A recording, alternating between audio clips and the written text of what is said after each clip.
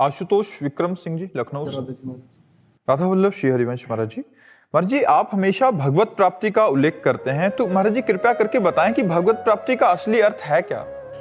आवागमन से मुक्त होकर के भगवान में लीन हो जाना या भगवान के समीप पहुंच जाना। जैसे अपना मृत्यु लोक है ना, इसमें बड़ा दुख है।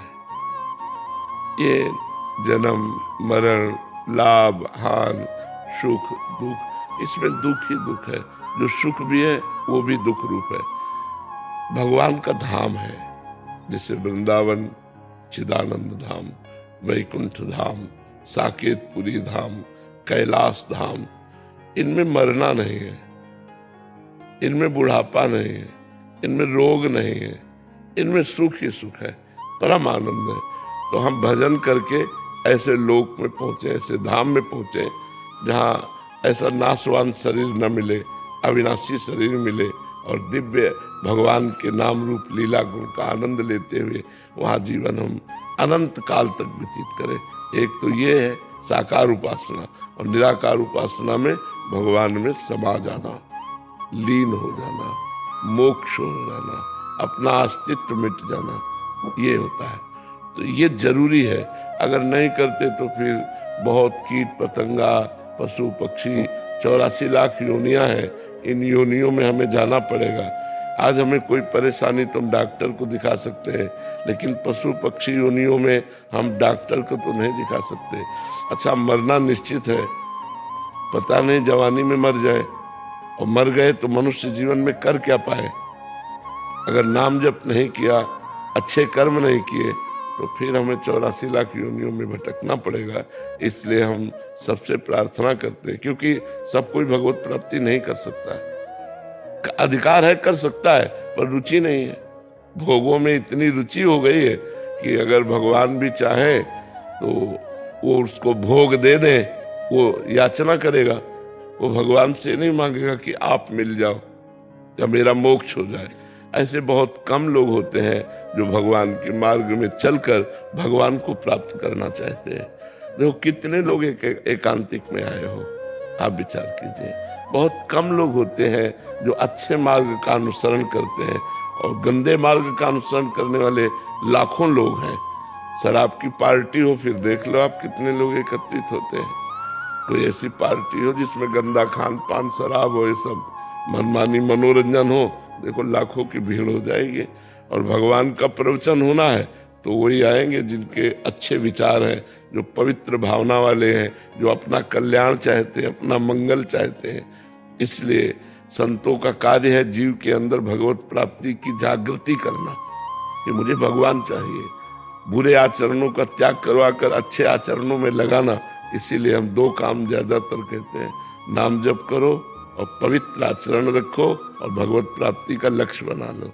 समझ रहे जी? अनिल कुमार जैन जी, उज्जैन से। राधा महाराज जी, शुभ और अशुभ कर्म फल भुगतने की अवधि का निर्धारण पूर्व जन्म में कैसे होता है कि कोई व्यक्ति अपने अच्छे बुरे कर्म कितने समय तक भुगतेगा? इसको केवल विधाता जानते हैं, दूसरा नहीं जानता।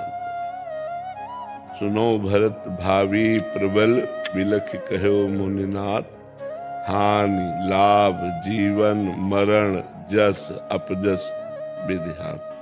तो जो हमारा प्रारब्ध भोग है वो क्या क्या है, कितने समय में कैसा है, इसे पूरा विधाता जानता है। और ये इतना ही नहीं है, गोदाम भरा हुआ है जिसे संचित कर्म कहते हैं।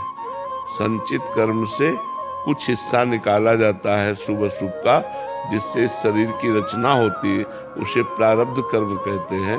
और जो नया कर्म किया जाता है उसे क्रियमाण कर्म कहते हैं। तो गोदाम तो अभी पूरा भरा ही है। जब तक भजन बल के द्वारा, ज्ञान बल के द्वारा, तप बल के द्वारा उसको नष्ट नहीं कर दोगे, तब तक भोगना पड़ेगा बार बार जन्म, बार बार मरण। और मनुष्य योनि में ही नहीं, सुअर कुत्ता गधा न जाने किन किन योनियों में हमें जाना पड़ेगा। तो इसीलिए मनुष्य योनि की महत्ता है कि हम इस जन्म में इतना भजन करें कि हमारा संचित भस्म हो जाए और प्रारब्ध को भोग लें, और क्रियमाण पवित्र अच्छे आचरण हो और भगवत समर्पित हो, तो हमें इसी जन्म में भगवत प्राप्ति हो जाए। हमारा आवागमन चक्र रुक जाए। लेकिन लोग जहाँ संसार में चकाचौंध माया की देखा तो भगवान को भूल जाते हैं और अपना मनुष्य जन्म पूरा का पूरा इसी माया में व्यतीत कर देते हैं। अब ये हो जाए, अब ऐसा हो जाए, अब ऐसा हो जाए, पूरा जीवन इसी में चला जाता है। जी, जैसे किसी का उदय 3 महीने का है, कर्म 3 महीने तक उसको परेशान करेगा, किसी का 6 महीने। तो ये एक कर्म कौन सा करा हुआ, किस कारण से ये इसकी अवधि की कौन कितना भुगते? हाँ, उसी अपराध के अनुसार है, ये अपराध के अनुसार है ना। जैसे अपराध बड़ा है, अब जैसे किसी को बुखार आया 3 दिन में ठीक हो गया, अब प्रारब्ध छोटा था निपट गया, तो ये प्रारब्ध भोग होता है।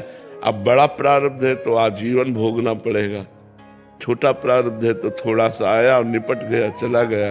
अब इसको तो ना हम जानते हैं और न कोई ज्योतिष आचार्य जानेगा, ये ब्रह्मा जी ही जानते हैं, जिन्होंने रचा है कि इसको कितने दिन, क्या कितने मिनट, कहाँ कैसा भोगना होगा, वो वही जानते हैं।